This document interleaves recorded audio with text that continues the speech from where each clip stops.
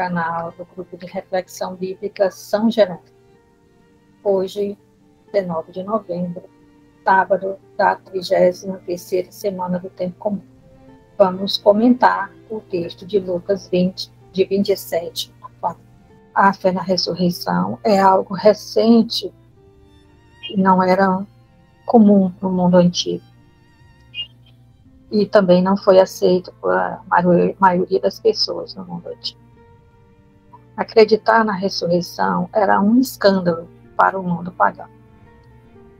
No Evangelho, Jesus explica o fato da ressurreição a partir do próprio Deus.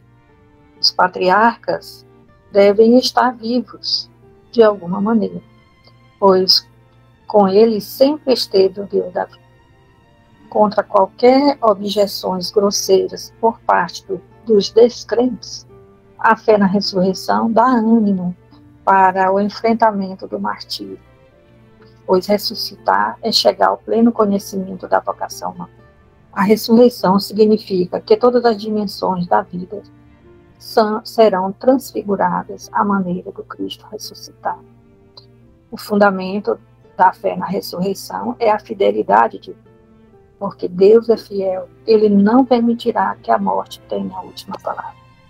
Dessa forma, a fé na ressurreição é a motivação para a fidelidade humana diante das piores torturas ou da morte. Deus nos guardará e confirmará nossa fé na vinda de Cristo. O texto do Evangelho nos oferece uma rica reflexão sobre a ressurreição dos mortos.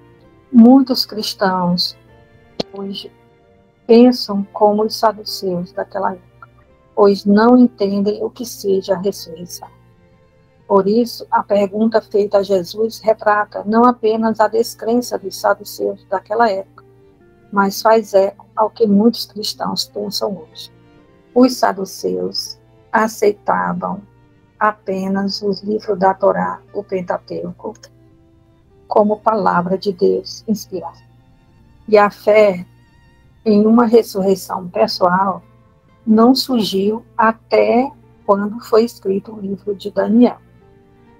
Portanto, essa fé não se encontra na Torá, explicitamente. A pergunta que fizeram a Jesus tomou como base uma norma da Torá, que é a lei do leito. Segundo essa lei, um homem teria de casar com a cunhada viúva, caso o irmão falecido não tivesse deixado um filho homem para herdar seus bens. Por isso, a lei se chama levirato, que cunhado é Levi.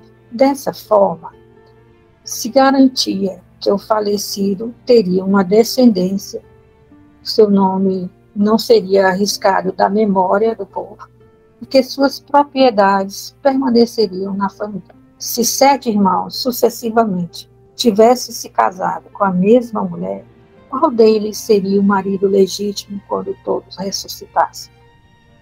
A intenção dessa pergunta é ridicularizar a fé na ressurreição, mostrando que é algo incompatível com o mandamento do levirato e, portanto, contra a Torá. Então, a fé na ressurreição seria um absurdo. A resposta de Jesus rejeita o princípio sobre o qual se fundamenta a narrativa proposta pelos saduceus, segundo os quais a ressurreição seria apenas uma projeção e um prolongamento da vida terrestre. Jesus mostra que a lei do levirato tinha por objetivo apenas garantir a conservação da vida terrena, mas em nada se referia à vida após a morte. Jesus responde aos saduceus a partir do texto de Êxodo 3:6, esclarecendo que a ressurreição está implícita na Torá. Jesus faz uma distinção entre o mundo presente e o mundo vindouro, para sublinhar a diferença radical do futuro que Deus prepara para os justos. Os justos participam da vida de Deus, estão em profunda comunhão com Ele, não mais submetidos à ameaça da morte. Por isso, não tem sentido a lei do levirato em relação a eles. São semelhantes aos anjos, ou seja, na ressurreição, a procriação não é mais necessária para a preservação da vida. Portanto, o corpo ressuscitado deve ser diferente do corpo terreno. Ao referir-se à autoridade de Moisés, Jesus afirma de maneira inequívoca o fundamento da fé no Deus vivo e verdadeiro, o qual mantém uma relação de comunhão com os fiéis após a morte. A Escritura não pretende explicar como será a vida eterna, mas reafirmar o aspecto fundamental da fé cristã de que a vida não acaba com a morte. Ela permanece de outra forma, planificada, transformada.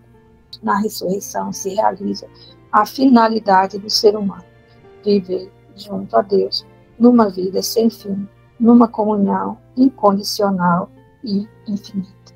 Que os santos mártires intercedam por nós para que possamos compreender e vivenciar essa fé na ressurreição.